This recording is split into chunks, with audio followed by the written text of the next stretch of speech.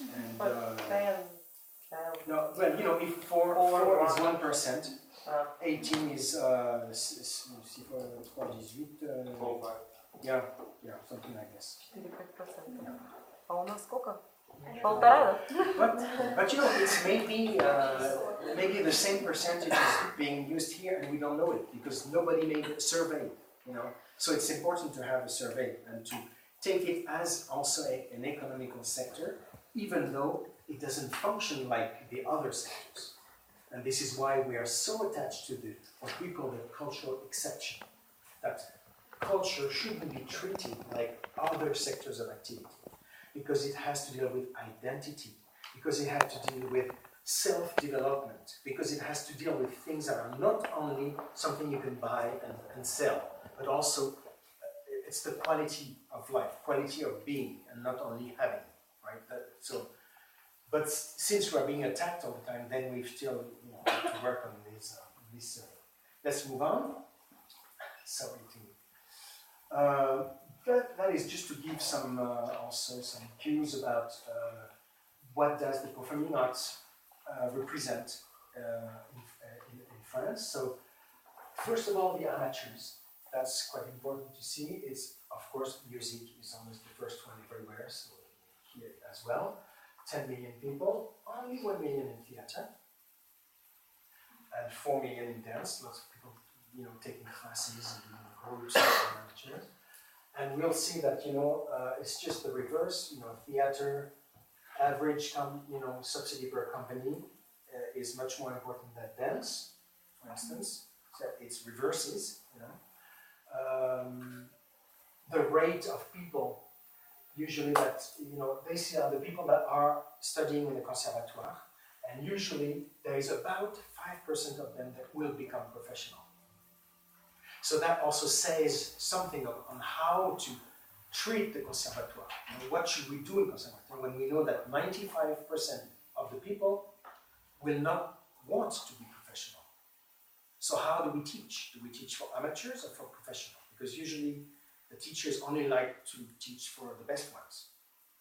So we have to, to make the programs very, and also work with the conservatories to say, hey, you have amateurs, and most of them will stay amateurs. So how do we, manage the time, the program, everything for them, and not only for the professionals, but at the same time try to find a specific program for people that will maybe want to be professional, right? So it's a tricky situation. And what is the difference in this context?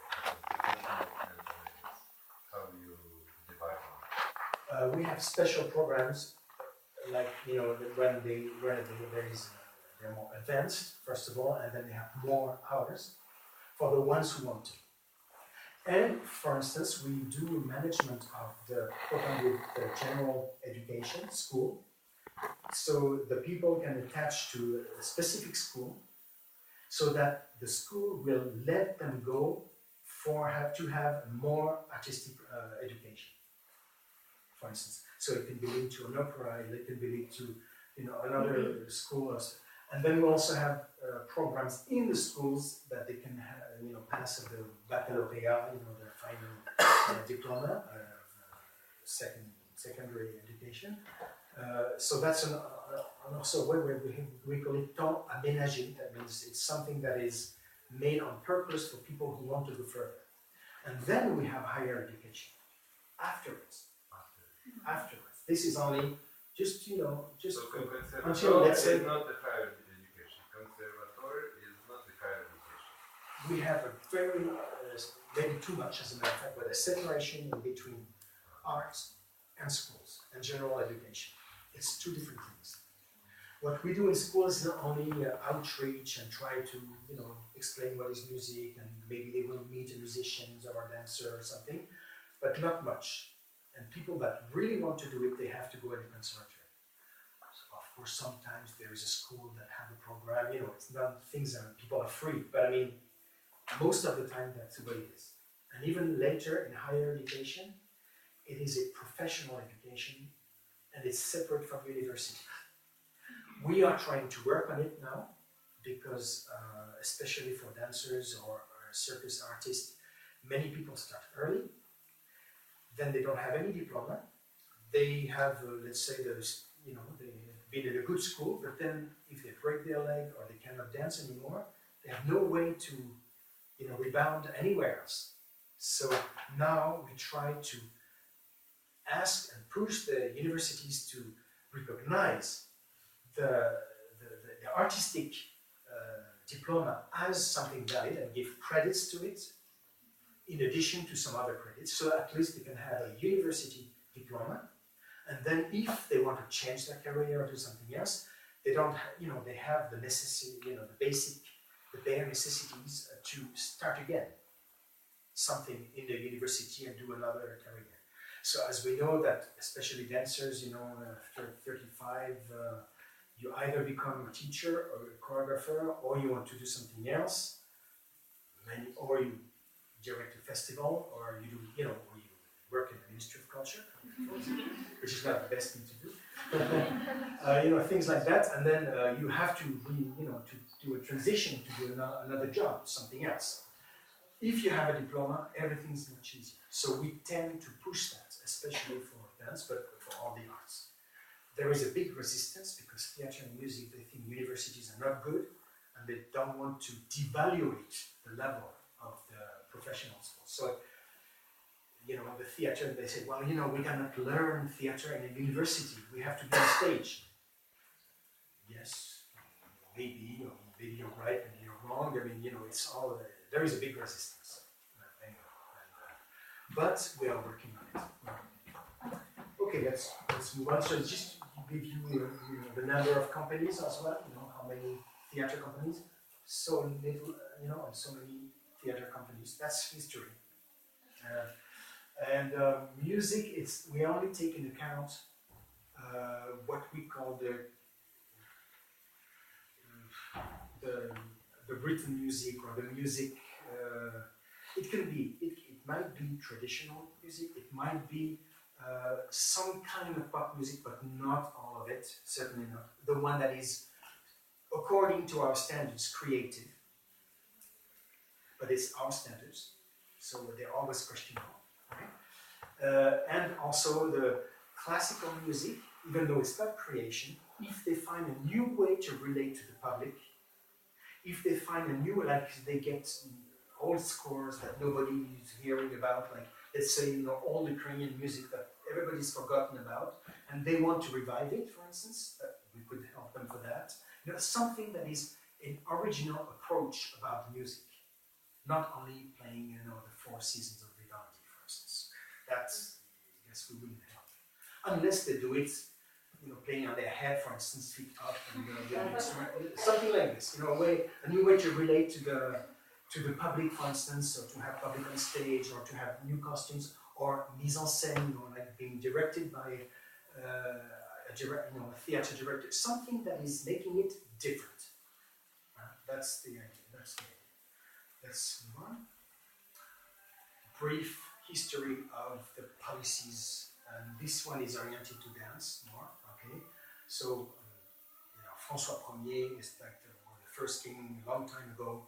But then, Louis XIV was really like the founder. He was dancing himself, as we know, and he was the founder of the Music Academy, Dance Academy, and everything.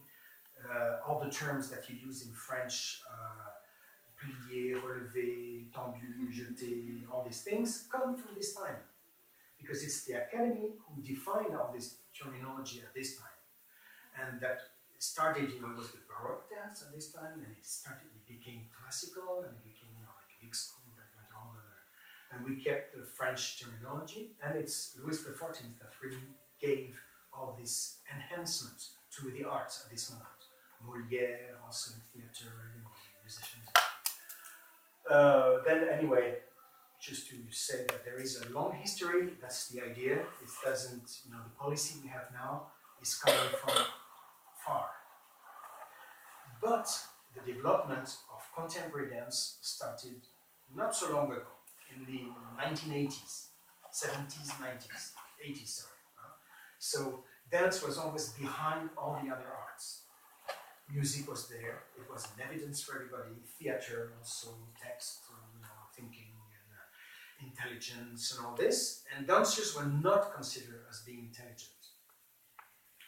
I'm saying that, of course, it's a provocation, but it's because also somehow there were ballet in the opera, but not independent. This is why we've created the national choreographic centers that are independent from anyone. And that was to, to also to reach the same level as the other ones. And that was a big struggle, big fight. And it's still a big fight of the dance community, is to have tools to be recognized at the same level as the other ones. This is why the Théâtre National de Chaillot that we stole to the theater, it's still but it was a way to say, we need in Paris a theater dedicated to dance, and only dance. And there is a bit of theater, just to calm down the theater sector. But there's a bit of theater, but the major dominance is dance. And it's for the national choreographic centers, for little companies, small companies, big companies, to be able to be seen also in Paris. So that's a major role. And have a big audience. I mean, it's more than 1,000 people audience, possibility. So it's, it's to give the emphasis also on that. So that was the idea and the struggle. Let's move on. This is really technical and it's just to say, which missions, how it's organized, that's the public budget. We're going to go to the next one, because, all right, this is, it's called, in the budget we have different names, and we have one which is called Mission Culture, so it's culture, and this is the budget of the Mission Culture within the state, right? So, for heritage, that's the idea, and what they do, historical monuments, museum, architecture, archives, archaeology, as I said previously.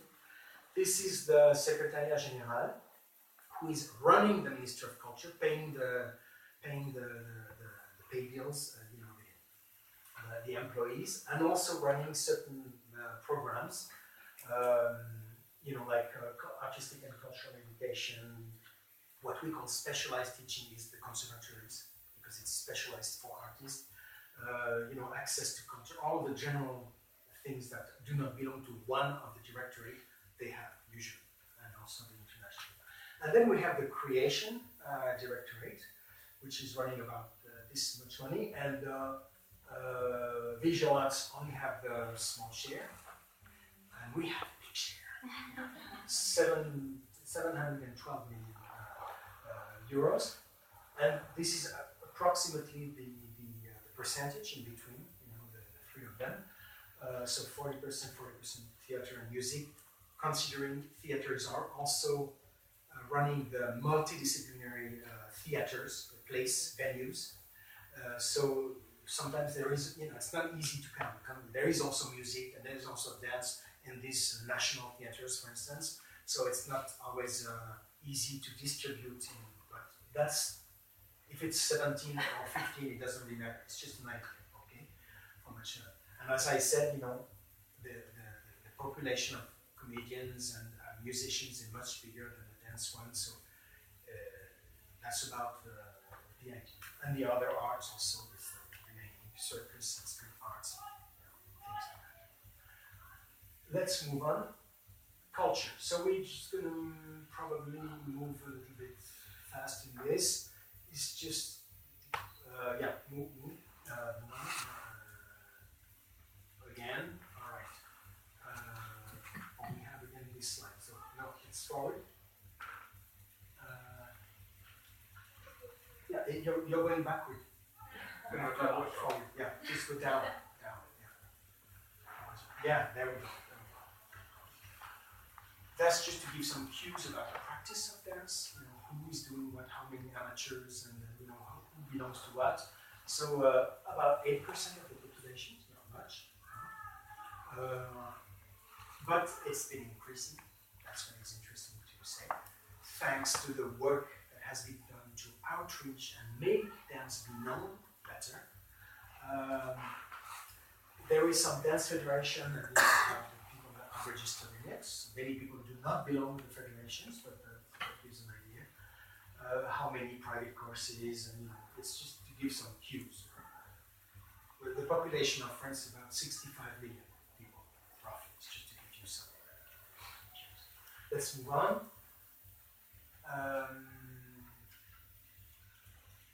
This is just, maybe we can go back on it. I'm not going to be extending myself on it now. It's just the system we use to bring dance into the school. And we have different programs.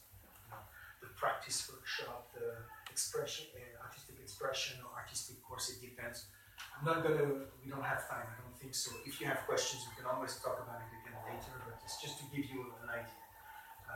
The way it works, that means what we have to keep in mind is that there is a program. It's not something that we do randomly, it's something that we know what we do, and we will work with general education. We say, okay, we're going to do one of these programs, what should we do, how we do it. Usually the Ministry of Culture provides the names of the artists going into the schools, and we both pay for the expense of the program. And you know, we try as much as we can. Every minister says we have to go more into the schools, and every minister gives us money. So you know, it's sometimes it's a bit discouraging, sometimes even for us, because we think it's very important, especially for dance, because dance doesn't have a massive way to be related to. We don't have disc. Nobody watches videos. Nobody reads books about dance. Nobody. So the only way to know dance is to practice dance or to go to the theater, to the venue, right? That means we are very much hostages of the director of the theater, and it's his taste or her taste that will prescribe what is good, what is not good, what we can do or not. People don't have the same way to be distanced from the theater and learn, like I did, for instance, music at home. You just listen to records, classical, jazz, rock, punk, whatever. And then from that, you make your own culture. And then you say, oh, I want to go to this concert. But in dance, usually it's creations or new things. So you take your risk when you buy a ticket. You're not sure what you're going to see. Sometimes it's very good, it's a good surprise. Sometimes, people are disappointed, they want to be paid back. So it's not easy. And since it's creation is always also a difficult task. It's not easy. It's not easier to do something that's been redone already, like many theater people, they play the classics. So they change the costumes, they put in new music, they do this and that. They say it's a creation, but from a text that already exists, and people that already made thousands of same mise en scène already, so it's an addition, something new, but there is a history. In dance, it's much easier and much more difficult, and for the public, it's much more difficult because they don't have the ways, the means to be acquainted to dance easily. So they learn when they come watch a show. So it's another issue, and something. So this is why we think it's very important to go into schools, so that people learn about the history of dance, and not only like the one dancer who's coming to teach and do something in their schools, but know why in a wider way. So it's something quite important for dance, I think, as well as the digitalization, the use of internet. So we'll speak about later. Let's move on. Okay, let's move on, because this is dance education. So how are we organized? We have two different sectors. The one is the one I mentioned already, conservatory specialized education. That is for the amateurs and the younger people that might become 5% of them professional. And we have the higher education. So we're going to move on. So this is usually the conservatories are paid mostly, financed mostly by the cities. But the state provides the programs and controls the quality of all the conservatories. And there is different levels of conservatories: municipal, departmental, regional, and then we have the higher education. So how do we classify these conservatories? It's about the quality. The teachers must have a national diploma in their field, music, theatre, dance, that they must pass and get. They cannot teach in conservatories without this diploma. And then it's about the range of the conservatory. If it's municipal, for instance, they only teach one type of dance, like classical. If they are regional, they must teach jazz, contemporary, and classical, for instance. Same thing in music. In music, if they want to be regional, they must teach every instrument that is played in an orchestra, symphonic orchestra. Otherwise, they cannot be classified as the quality and the branch, and also how much people they attract and all kind of things. And this is being controlled as much as possible because it's not always easy. That's one. Also, one thing that we have is a mandatory obligation diploma to teach dance, classical dance, contemporary dance, jazz dance. That means that's something we've made in 1989. Why did we do that? Because many, the medical body, the doctors, were seeing many children that were completely destroyed by bad teachers and decided to protect, so it's a public health issue, decided to protect the children from the bad teaching. So the idea is to look at me, it was the idea was to provide a minimum of knowledge to the teachers about anatomy, about history of dance, about music, and about pedagogy.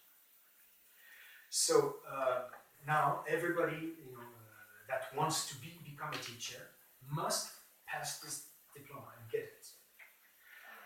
So it's not a very high level because it's just to protect. It's not to, the idea is to protect the children. It's not to have the best teachers on earth. But for professional dancers, because that was a big issue, they said, but what if we don't have any work anymore like the dancers of Opéra de Paris, thinking they were so much better than anyone else? Said, what if we if we don't pass the diploma, then we cannot teach anymore, and we are dancers of Opéra de Paris, who do you think you are, and things like that. So we made a transitional system that means people that could, that were teaching already on a regular basis against retribution, money, could get a dispense of the diploma, thinking that after the years, it had to be between 1986 and 1989. So people born afterwards cannot have been teaching at this time. So now everybody needs to pass the diploma to be able to teach. So it's applying to the teachers, and it's also applying to the premises, to the studios. The studios should not have like many powers in between. It shouldn't be dangerous. There should be a telephone. There should be a pharmacy, device, and the floor should be, supple enough so that you don't strain your knees and ligaments and everything. Many things like that. The law is not being applied so successfully. Many people teach and they don't have the diploma. Many people ignore that there is a law. So our role is to remind to the legal bodies, all the time. There is a law, and be careful. If you don't respect the law, you might, So that kind of things. But because we're not allowed to announce things or people, but often we have people say, "How come I must have passed the diploma, and that was expensive for me, and the next guy in front of me opened a school, is making a deloyal competition to me, and I don't get he doesn't have the diploma. So that's not fair. So that can go to court, for instance. It's just the idea. Okay. So anyway, that changed the landscape of dance, I would say, because all of a sudden we had, not all of a sudden, but throughout the years, we had generation of people knowing more about anatomy, knowing that it's forbidden to teach children under 5 or 6, for instance. They can have what we call éveil, awakening, but not no demi-plié, no grand écart, all that kind of things, absolutely forbidden. And people have a better knowledge of their history of dance, which is not, often dancers don't know very well the history of dance. Besides you, I'm sure you do know it very well, but in France they don't. History of dance, anatomy, music, relating to other arts. So it really made a population know more about their own, and it gave also some credential to the other disciplines, artistic disciplines. To have the diploma is something that is being recognized, right? So it had this effect. Yes. Можете перевести сейчас? Мой вопрос я скажу, что я долго буду тупить. Вот когда получают этот сертификат, у них есть какая-то проверка на психическую приспособленность вообще преподавателя? Потому что он может знать анатомию, но быть полным идиотом. Как бы она есть, но фактически, получается, вот мы там сталкиваемся даже в соцсетях, и как бы и в Европе это есть, когда там какие-то там ранние сексуальные танцы, там какие-то вот такие штуки. Есть ли вот какой-то там контроль над этим? Christina is asking if there is any kind of psychological expertise, because the teacher may know about anatomy, about the dance, about everything, but he kind of a bit... So, yeah, the answer to that question is not really psychological, but within the pedagogy, which is there's many hours in the training for pedagogy, is how to teach. And in that part, there is also the way to relate to, students that don't understand or can't do it. So there is, we don't call it psychology, but in a way it is, so we have this part, how to teach, not only what knowledge you have, but how you transmit it, right? So actually, professional dancers, they don't have to pass the three, if they can prove they are professional, they only need to be trained in pedagogy, because we consider they already know the other thing, even if it's not true, but we have to make exceptions. So they are trained in pedagogy, and they spend 400 hours on pedagogy, the training. And for the people that work in the national choreographic centers or ballets or Opéra de Paris, 200 hours. Because we know they tour a lot and they don't have time, so But the others, it's 400. So usually it's an investment, because they used the whole summer to be trained in the National Dance Center or something. They could be trained for free though, because they're professional.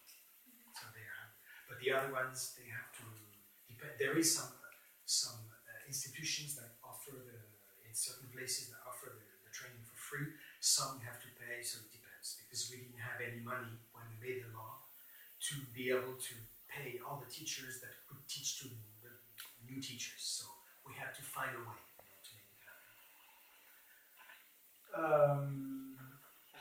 Yep, sure. And could you please tell the number of hours for another for the others, for anatomy and for the history of the dance?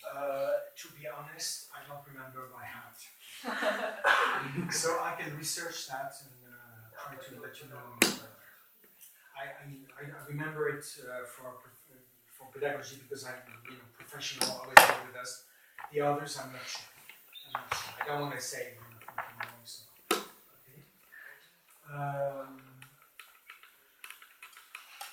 Well, that's also historical a little bit. Well, it's just, the history of becoming a teacher, so I will let you read it. I don't have much to say, but it's just to say that there was an evolution and a better consideration for dance teaching and everything throughout the years. It became something important and serious. Right? Let's move on. So also, there is a higher level for teaching, which is called the Certificat d'aptitude, CA, and the people there have to, it's a higher level to be a teacher. They have to write a thesis. They have to be, really into in situation, teaching it with, professional outcoming and controlling everything. So it's something that is a really higher level. And for instance, to be the director of a dance department in the conservatory, you must have this higher level. And then you do less hours and you pay more. So some negotiations. Well, right now, this is also what I was talking about, the closing up with the universities, you know, what we call the LMD pattern, licence, license, master, PhD, doctorate, whatever. And we did, you know, it did change a lot our way to train professionals and to give them credits. Because, for instance, before, even for me, when to enter the university, you need to have the baccalaureate, and usually you're 17 or 18. And then only you can enter university. But it just so happens that we have, even in higher education, students that can be 15 and don't have the baccalaureate yet. So with this new system that we've made, they can get the credits, the dance credits, that will keep in their pockets. Then they have the baccalaureate, if they do, and we hope they do, and then they can enter university, and they can use these credits in the university.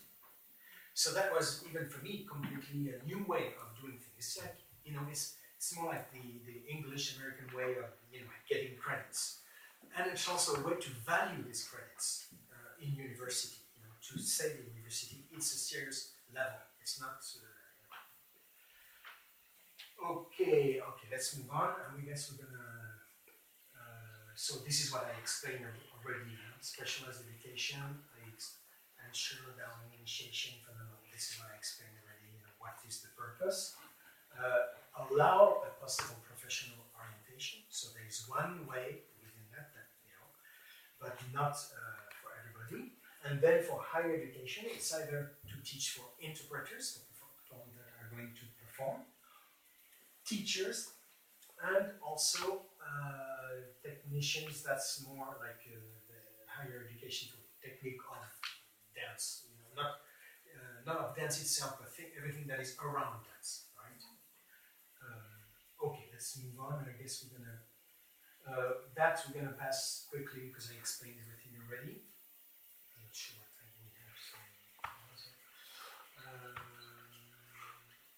That's the general orientations, you know, that's what they have to do in the schools. It's to, first of all, get together, and that the schools should work together, study that, compare that program, so that a student can start to learn in the south of France, for instance, and then the parents move, and the person goes to another school, and they will find roughly the same level, but anyway, any level will be recognized in any school, so it's important in a way of seeing things.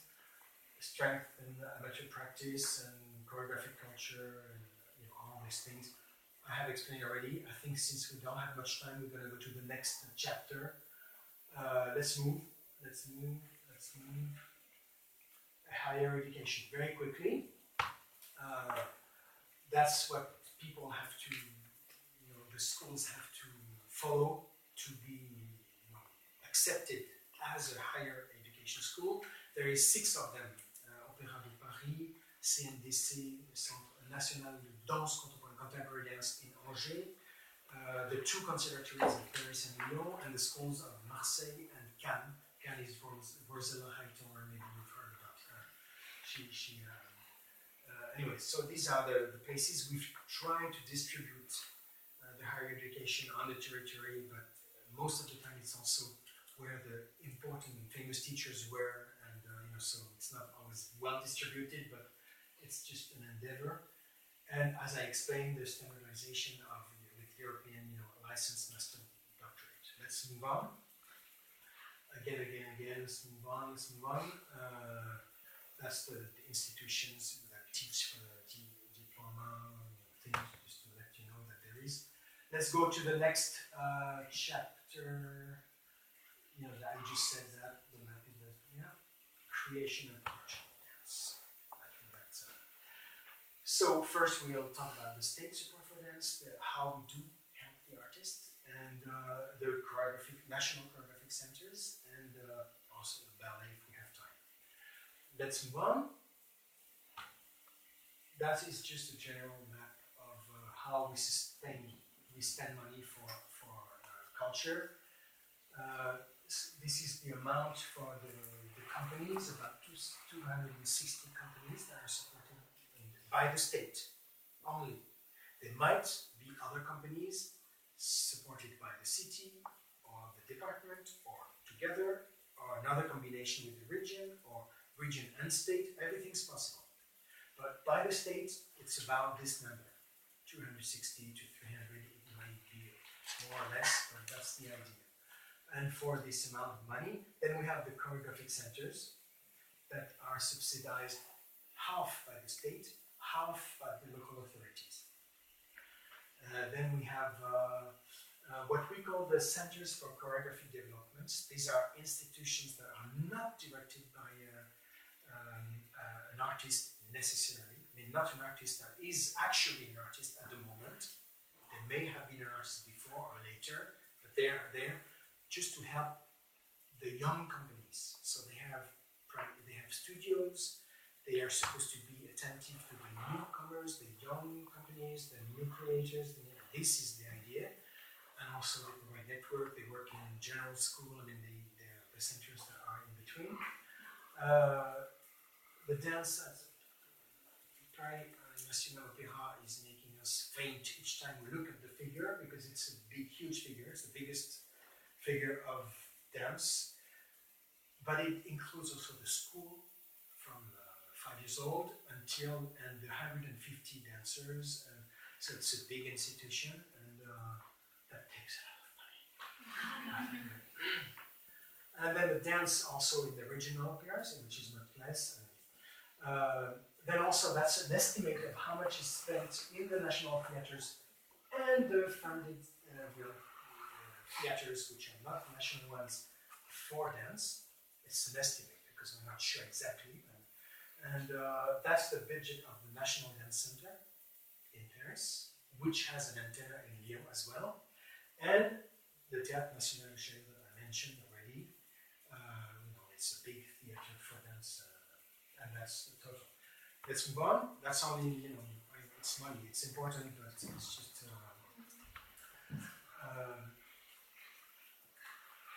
that's how it's distributed. Let's move on again because it's talking about money. Now let's go to the artist again. Yes. So as I said, there is it changes every year how many companies are being supported. So, but we have a system that I'm going to explain. How do we sustain the companies and how much money we give? What is important also is the percentage of companies in Paris that has been changing. Because in 1998 it used to be 41%, and by the policy and by the people working in the regions, we've changed this percentage. That means we've developed a lot more elsewhere in the territory, even though it's really in between Paris, Lyon, and Marseille in the south. So it's like, we call it the banana. It looks like a banana. This is where most of the dancers are located. Some in Brittany, some in the west, but this is where the major institutions, the companies, this is where they are, most of them. Right? Let's move on. Okay, so how do we sustain the companies? First of all, what we have to think is that our system is a way to enable a career for the dancers and choreographers, mostly the choreographers when we talk about companies. In the system, we have 3 different levels. First, it's the 1 year creation, designed mostly for emerging companies, and it's called Aid for Creation. It should be a creation, or it can be the restaging of an old creation, or like same thing as I explained in music. But most of the time, it would be a creation. But they may also apply for something a little bit different or something of the repertoire. It's also this possibility. Then we have the 2-year guaranteed aid for companies, which is the requirements there. The assignment is 1 creation out of the 2 years. Why? because we realized that often we would give money for a creation, and then it would be seen 5 times in a year. And then if they wanted to have money again, we'd have to ask again and do another creation. And to gather the dancers, the costumes, the music, everybody, the dancer that went away, worked somewhere else, it was quite difficult. And the piece, it's public money. It's not their money, it's not my money, it's public money. So also, the audience wouldn't see enough the work. If you saw it 5 times, who is going to see it? So the idea is that, okay, you make a creation, of course you have to apply for that, I will explain, but you have to play, but if you are, already in a process, in an artistic process that is being recognized enough by the professionals, I will explain the professional, then you can apply for that subsidy, and you only do 1 creation in 2 years, and the second year, either you work in schools, outreach, or anything, or you tour, or you restage your work because the creation was maybe, I didn't like this, I don't like that, I want to change the costumes or something, you can rework on it. So that was the idea, right? And when the company is really more established, that the professional really like the way it works and that they're touring a lot, enough, like at least 25 dates. In theater it's much more, but in dance we know that it's... then they may apply for a 3-year subsidy, so it's guaranteed for the 3 years. And they need to do 2 creations within the 3 years. So now, how do we decide on this? It's not only the advisor or the administration. We do use an expert committee. This expert committee is composed with professionals of performing arts, most of them journalists, other choreographers, directors of venues, teachers, some people of other artistic disciplines that like dance, for instance, people that will go to see the shows, or hopefully, because it's not always easy, go to these shows and give an artistic opinion about what they've seen. So this committee is rotating. It's not always the same people. It's usually you can stay 3 years, then you have to get out, someone else will be picked in, and you can come back. But the idea is to never have the same composition in the committee. Because of course the companies will say and complain all the time, well, he doesn't like me, so this is why I never get a subsidy. It's against me, he doesn't understand my art, and he's just bad, blah, blah, blah, which is sometimes true, sometimes not true, you never know. And what they have to give is their artistic opinion, and then we gather about 15 people. Usually we try to distribute them in the region so that they are compelled to see the shows at least where they live. Of course, the companies always complain that the committee never comes to see them, which is a bit true, but it's very difficult because for dance, usually when you do when you perform 1 time, if you miss the 1 day, then it's over. So how can I see? I can't come this day, so if I cannot come tomorrow, then I can't see it. So in theater, it's very different because usually in theater they play for like 15 days in a row. And they have time to mature the work. And then the experts, as we call them, they have time to go see it. Or even, hear and say, like someone, hey, you should come, it's really interesting, or, things like that. That happens a lot. So to be trying to evenize for dance, what we do is we organize special platforms for the experts. We do invite the people that want to see it, but they don't participate to any discussion, they just see. Like other programmers and other people. And then the companies can show an abstract of their work of 20 minutes maximum, because usually we have like 30, it takes 3 days or 4 days, it varies 5 days. And then, the people are working elsewhere, so they cannot use 5 of their days only to do that. So we try to concentrate and 20 minutes, and then we have a talk for another 20 minutes with the company, so that they can explain what they do, how they do it, what is their purpose, what the way they're thinking.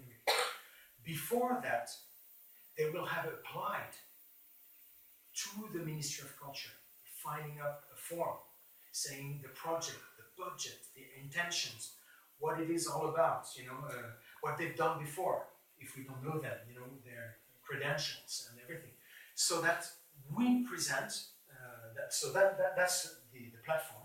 So we see all the companies that want to come, depending on the region. If there is many companies, sometimes we just say, okay, we've seen you last year, so this year we just skip, and it's a new one, and you come another year.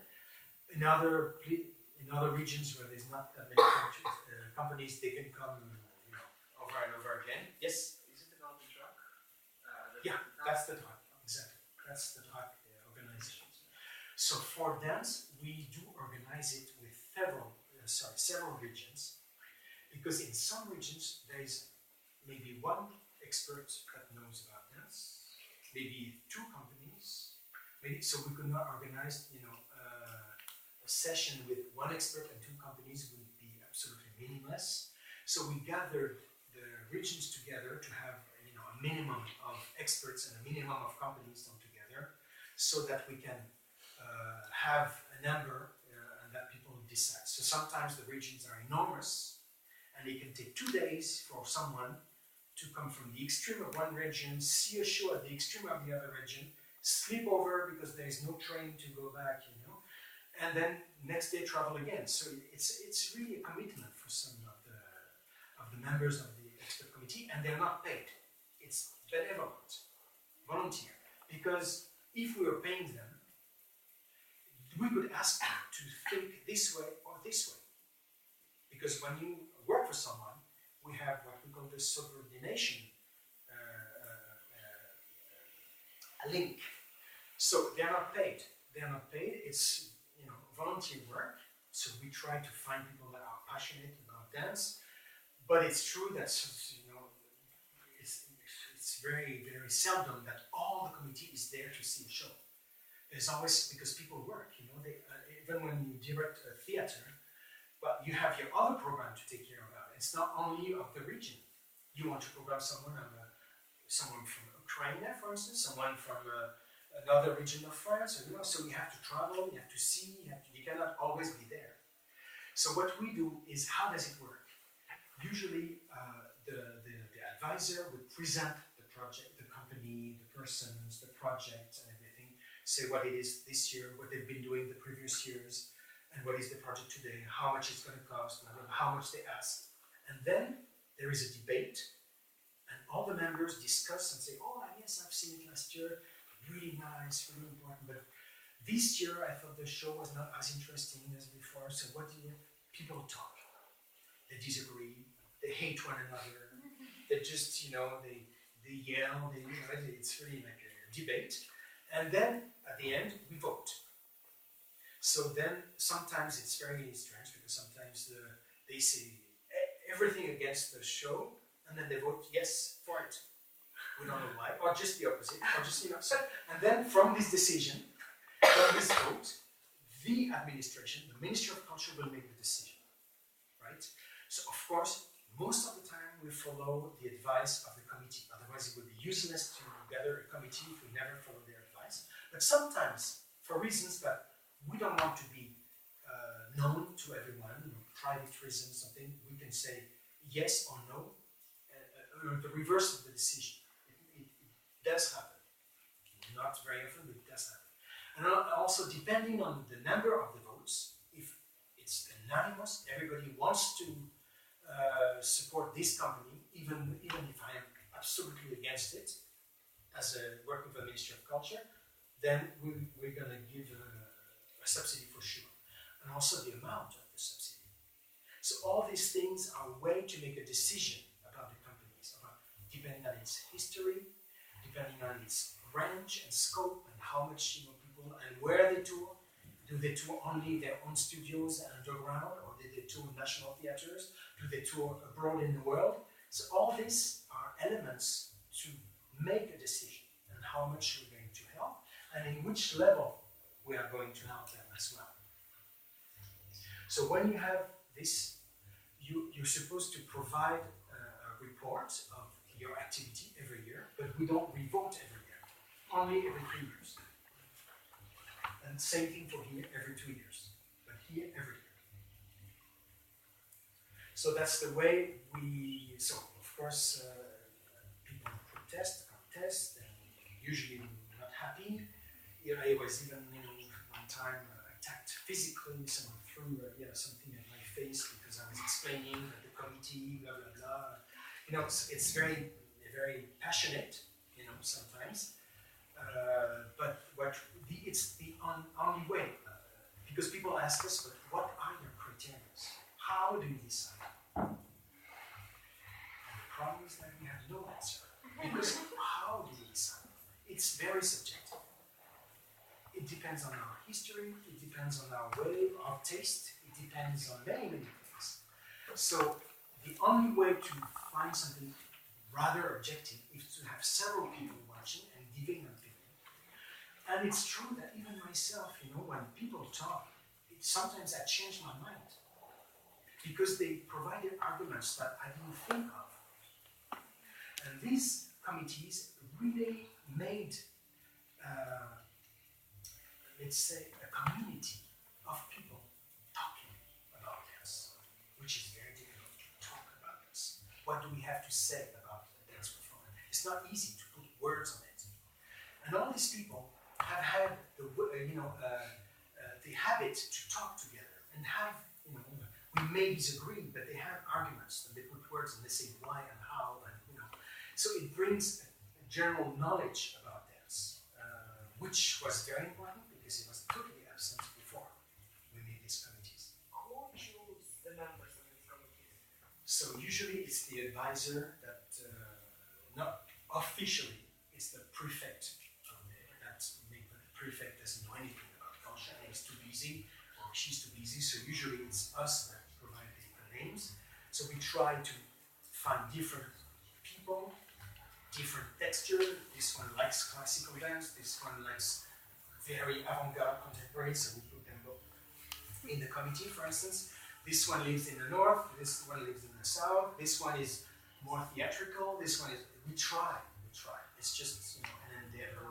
It's impossible to make something perfect, of course. It's just trying. And since it rotates, we just happen, that's what I could notice is that some companies are always supported, some change, and some are never supported. Because even though people are not the same, somehow the appreciation on the companies remains about the same.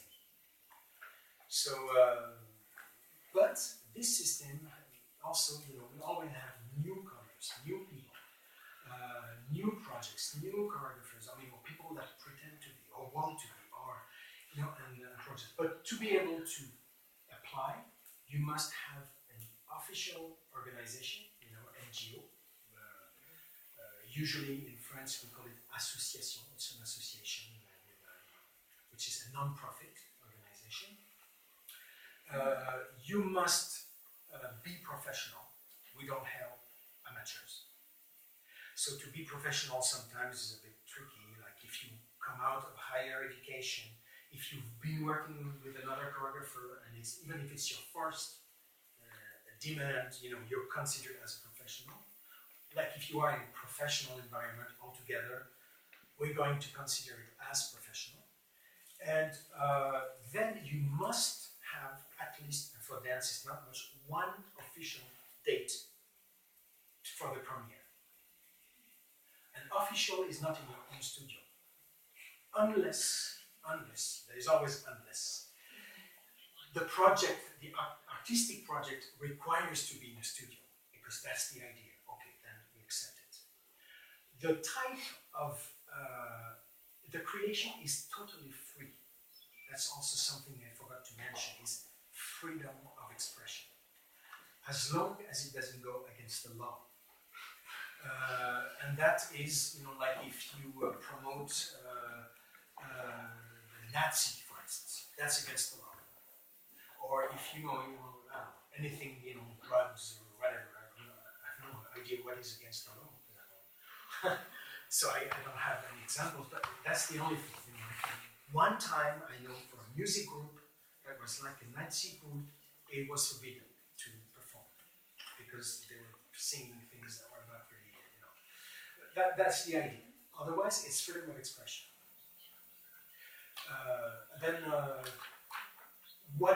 One of the criteria of the committee and that we say is we have to focus on the artistic interest of the production and its newness. What do the people bring new in the artistic community?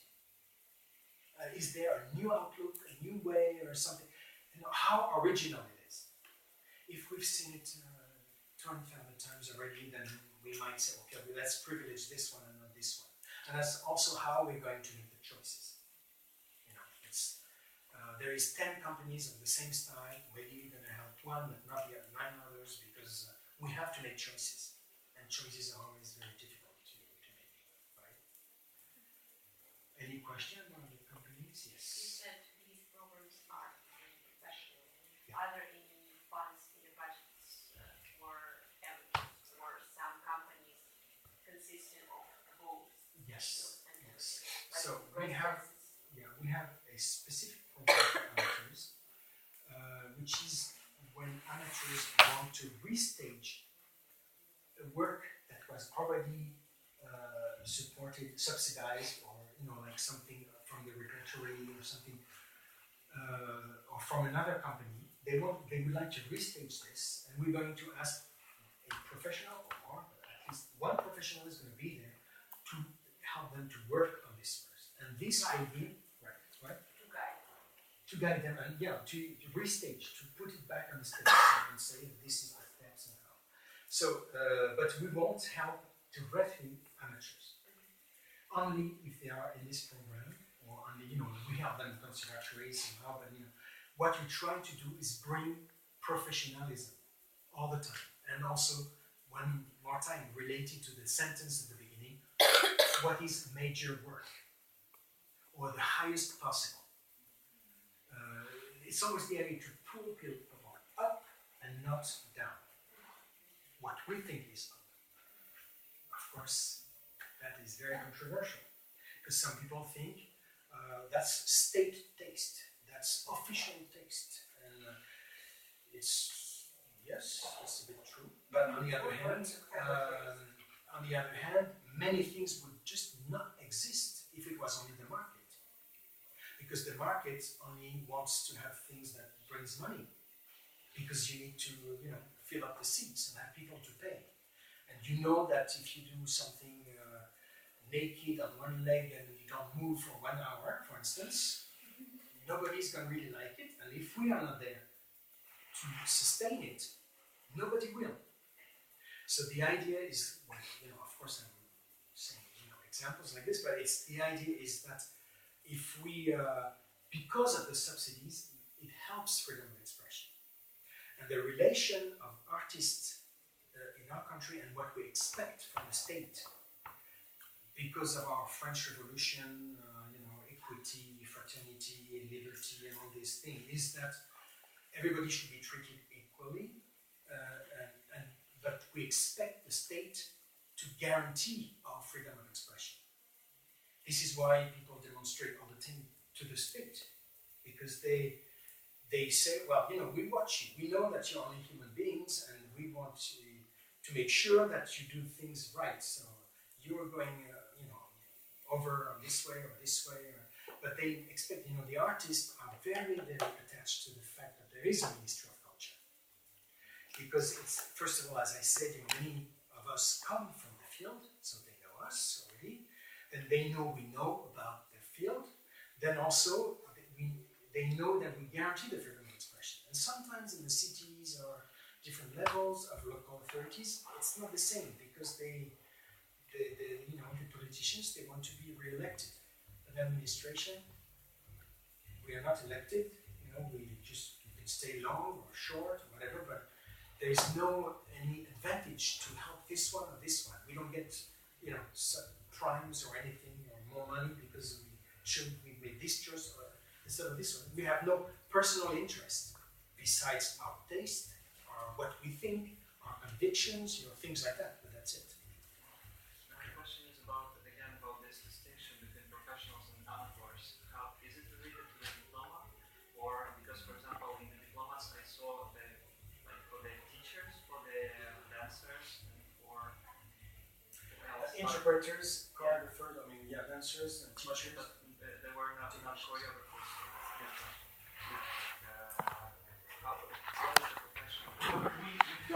We don't connect the diploma. There is not an absolute connection in between the diploma and the professionalism. Many people were not trained in conservatories and are very good. They don't have any diploma, but they're really good and really interesting. So, it's also the quality of the work is going to prevail on everything. If someone is not really professional, but the whole committee is opening their mouth and saying, wow, it's so good, so we're going to find a way to make it professional. No problem. We're going to help them to build up an association, everything. We will. We will. Even, sometimes they don't have a company, but we've seen the work, we've seen a solo, or they've been working in the national choreographic centers doing things, and some people have seen the work, and then everybody calls, and say, this is really interesting, we should help. It did happen to me, some people were not organized at all, and but everybody thinks it's interesting, so we say, what, you have to, we cannot give money to individuals. We have to give money to a public organization. It's the law. So they must set up an organization, then we can provide money. So then we say, if you want us to help you, you must set up an organization. Look on the internet, I can give you this book, you try, get people, and then, come back when you're ready. Sometimes we just give advice, but otherwise we don't. But that poses a problem as well, because on the other hand, anybody that has an idea is setting up their, non-profit organization. Once you have one, you must make it live, keep it alive, and then you come every year to ask for more money, and then, and we have had a development of the number of companies that was, for us, we're not able to keep up, with that. So we've been thinking of another way also, which is sometimes people can be very good artists, have very good ideas, but they don't want to have an organization. They just wanted to do it once, or once this year, and maybe wait 3 years and do it again. So the idea is that they could be under the umbrella of another organization, like a producer, like a national choreographic center, like a national theater, that will do the production déléguée, as we call it, that is, take care of the production, and the guy is just doing his art, or, her, and that's it. That's already not bad, as a matter of fact. So, and not being necessary, and why not, So you give support for this umbrella. So, And they take care of this guy. besides this system there, we also have different systems, different missions that are given according to the Charter of Public Mission, and the artistic responsibility. Mission that is given to any institution is to have an attention to artists and companies. So, in the money they are given, they have money for residents, supposedly, right? In theory, they have money for residents. In the national choreographic centers, Victor knows that, there is money that we call accueil studio. This is money given, dedicated for other companies, accompaniment of companies. They must use this money for other companies, and it could be anyone in the world. It's not only French companies, it can be used by Ukrainians. But it's up to the director of the center to decide, because we have this system, and we say it's very official, it's the administration, they don't know anything. And to counterbalance that, we have also the national choreographic centers that can provide money, studios, time, advice, networks, all kind of advice to a company, and also an artistic advice. Look at the rehearsals and talk with the artists and say, why don't you do this, try that, you know. And it's another way to relate to the artist. And the national theaters or the funded theaters also have money where they can host in residence artists as well, besides, one more time, this system. And we do finance the whole chain. We finance the national theaters, we finance the funded theaters, and they have missions when we finance them. We never say who they have to pick. Never. This is absolutely forbidden for us. Well, sometimes we do that, but we're not supposed to. But we are supposed to, to follow the missions. Do you do things for young artists, or for emerging artists, or for music, or for circus? Do you do that? Is that in your mission? So usually it's an agreement in between the theaters and the Ministry of Culture, because we have the vision, the overall vision. So we say, there is so many national theaters that already deal with theater. Why don't you do puppet show? Or someone is going to come and really has a passion for puppet shows, and is going to be the only one in the region. So then we're going to work with them, because we think it's important to offer a diversity to the public, because we're still thinking of the public somehow. It's still for them that we perform. But we have to pull the public to quality, offer diversity. I mean, it's all this mixture that we try to do. Of course, it's trying. Can I ask you a question? Very short. Yeah. Можешь перевести? Кто занимается контролем качества? Какая институция занимается контролем качества в сфере специального образования? Специализированного образования. Для аматоров. Нет, которая да. Кто контролирует, что их качественно учат? Students asking if you have any kind of institution that is expertising the quality of education, of higher education, actually. Higher education and professional education, it's in the other level, it's the inspectors. I showed you the inspectors, they go for not higher education, but the other one. In higher education, it's usually the peers that evaluate. That's the tradition. It means it's the other teachers, other people, that will. But they might have, an inspection as well, which is not coercive, the inspection, but is given as an advice. So sometimes we might call an inspector as well to help us to analyze the situation. But they have to provide, the higher education have to provide a program. And this program is going to be evaluated by a committee including the Ministry of Culture, the Ministry of Higher Education, the Ministry, and people that already know. We're not going to, we are more about the content than the Ministry of Education, usually. We are more, but it's the program. It's who are you going to invite, which teachers, how are they, it's the general program that is going to be evaluated. Or we assume that the teachers have the level. Because usually they take professional, renowned people, people that we already know. So it's very much we sort of know everybody, right? Even though it's pretty much a personal, not personal. We're not friends with everybody, but it's people we know, or we've heard about, or we've seen, or that usually work in this field. Right? Okay. Yeah.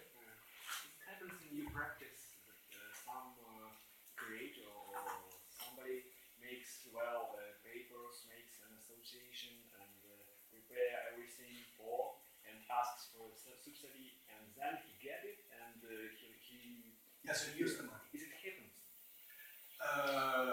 You practice. No, it may happen. It never happened to me in my. But what happened though, it's true that we vote for a specific project. They ask money for a project, 5 dancers, this title, blah, blah. they may change. If it's not 5 dancers, it's 3, or it's a musician instead. Of course, creation is not set 6 months ahead of time. It's also while you work that you change things. But just to give you an example, some music group had a project with Lebanese musicians. They were supposed to go to Lebanon, work with them, and then come back to have a tour in France. And the war just started in Lebanon, so they couldn't do the project anymore. So then what we say, they must come and see us, or at least call us and say, we can do it. And then we report the money for the next year, if they think they can do it the next year, or they have to reimburse. If they say, no, we don't use the money, we won't do the project, and they have to give the money back. That's the way it goes. Most of the time, they have another project. And then we have to agree on the project. And it also depends, on what the committee thought. If the committee is voting, with blind eyes, then they're so good, whatever they do, we like it. Then, of course, we're going to report the money. But otherwise, if it's more tricky, we're going to discuss. I would like to ask you one question, if possible. So, these numbers which you introduced for us on the screen, it's today numbers, or 2014 or 2013? Well, we never have the numbers of today because it takes time to consolidate the numbers. Okay. It's always some of the past. And what about the situation now in France? It has to be different between today and these numbers. Yes. I think it's a big difference. There's not a big difference, but there is a difference. Yes. There's not a big difference from the state. There is a difference from local authorities because it's true that there is, as I said, the economy is not so good. So it's true that we have to contract the budgets. But I'm talking about performing arts. And in the last few years, we had a tendency to keep the budget of performing arts and decrease the budget of heritage, for instance.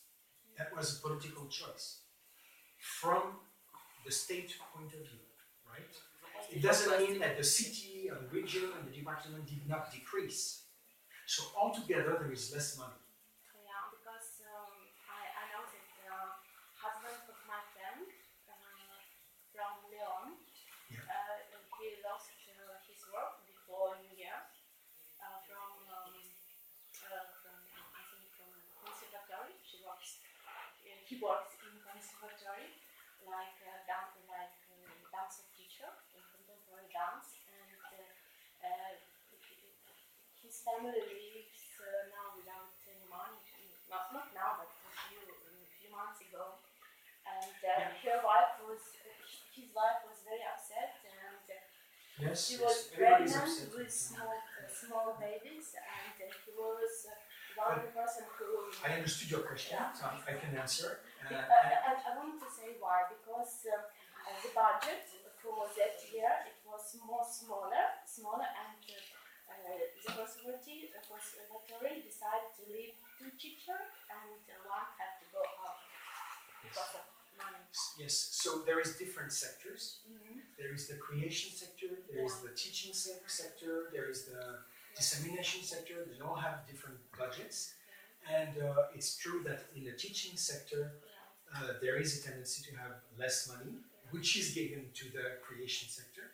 We take it there to put it there. It's like a game, Banto.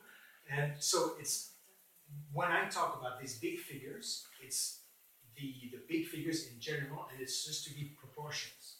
But I said it, and you are right, because I said, the economy is not good. So we have, before we were developing, at the moment, we're trying to, it's true that it's not good, and the budget has a tendency to either stay or decrease. Did you work about some new structure which help now in this time and Europe, something, I don't know? I didn't understand your question. I mean, did you work in new system, new system umbrella to cover this crisis situation, I don't know, something, or so Anti-crisis. Actually, if there is any new entity or organism that could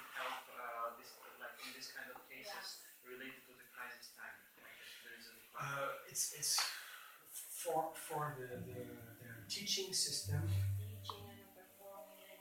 Well, it's all different. So there's for the teaching system, it's part of a certain number of budget, and so this why because the deputies, the parliament is voting for the budget. So it's not our choice; it's also the choice of the parliament, and then we have to deal with that the way it goes. So it's true that for the teaching, there is less money, but most of the time it's 90% of the budget is paid by the city and not the state. As I said before, we control the program, we control the quality, but the budget of the state is quite small, and it's always been the case, right? But it's true that even if the state decreased the budget, it's still a problem for the conservatory. I know that. Right? Then everybody has to make new choices. But also it can be a choice, within the regional directorate that someone wants to, like we have to do all the time.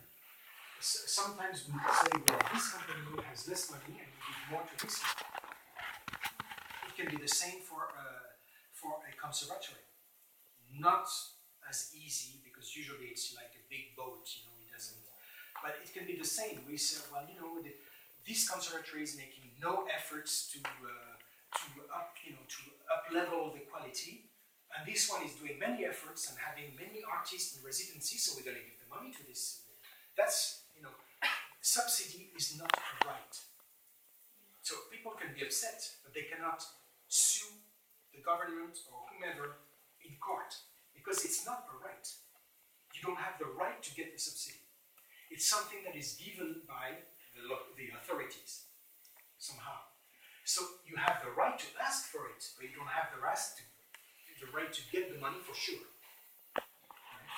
So it's true that very often people contest, and they have the right to contest. Can I intervene also? It's also a responsibility of the administration. It's because it's not only a question to address to the ministry. Yeah, it's also the decision of the administration. It's also money for conservatory comes from the government, and it's less money, so somebody has to go out. And it was my friend who have a pregnant wife and small child to baby. But we are going now to the private situation. No, I'm saying that maybe these two and a half teachers, they don't need too much money like he's. No, I know, but I'm sorry to interrupt you, but I'm talking about public policy. I cannot go into private, otherwise it's endless. And it's also, as Victor says, it's also the decision of the administration of the conservatory. I don't know. They might have less money, but many enterprises just disappear. And people lose their job. I mean, that's also part of the economy, part of life, so I understand it's very difficult. It did happen to me, and I didn't like it, So I agree with you. But on the other hand, money just drop from the sky. At one point, the economy is bad, So what do we do? Do you have a solution? I don't. No, yes, and I ask you, Yeah. do work about the solution? I watch it, I put my money and try to make it grow. That's the only way. Can I ask you about the style of dance? Because I'm interested, who is занимается этим? Кто занимается брейк-дансом во Франции? Какой, Hip-hop. Who does hip-hop? Minister of Culture, or Minister of Sport, or who is in charge? So, that is a story, because first of all, the hip-hoppers were in the streets. So, in their history, it's the Ministry of Social Affairs that saw them and thought that they were doing, they were quite good and doing things and interesting and not being delinquents while they were dancing in the streets. So they decided to give some money. And then they called us and said, we have some people that are quite interesting here, so why don't you come see them? So we came. And then we worked with the Maison de la Danse in Lyon, or the theaters, and said, there's some people, what do you think? Are you interested? And, some people were interested, so they were programmed in big theaters. Or they were programmed like in the first défilé, the parade of the Biennale de la Danse, for instance. it was most of them were hip hoppers that were, for the first time in their life, in the center of the city, and all the bourgeois was looking at them. Reverse situation, and saying, "Wow, they're so good," which was true. Huh? The first, that's 28 years. It was probably 86 or something.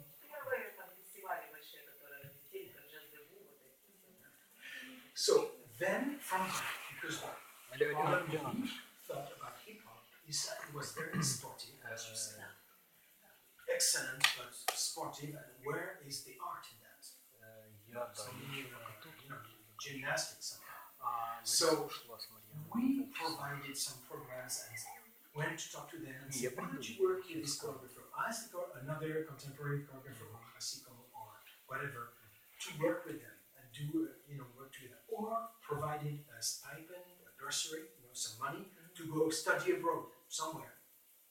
And about education of these breakdancers, because it's such an actual problem for Ukraine, because the breakdancers or hip hop dancers, they don't want to put the ballet shoes and go to, yes, but they want to have education, like high education to teaching, for everything. They want to know anatomy, everything, but they don't have universities where they can take this education. Do you have something in France? So we try to have something for them, like even make a diploma also for them. The problem of the diploma, as I said, it's mandatory, it's an obligation. So if we make a new diploma, then it becomes obligatory for everybody. Okay. And we never succeeded in putting all the hip hoppers together. I mean, we put them together, but they never agreed on anything. Because to make a professional diploma, we need the professionals to say what is locking, popping, and because they know. And it's very dramatical. And also to work with them on a program for pedagogy, program for everything. So sometimes hip hoppers do take a program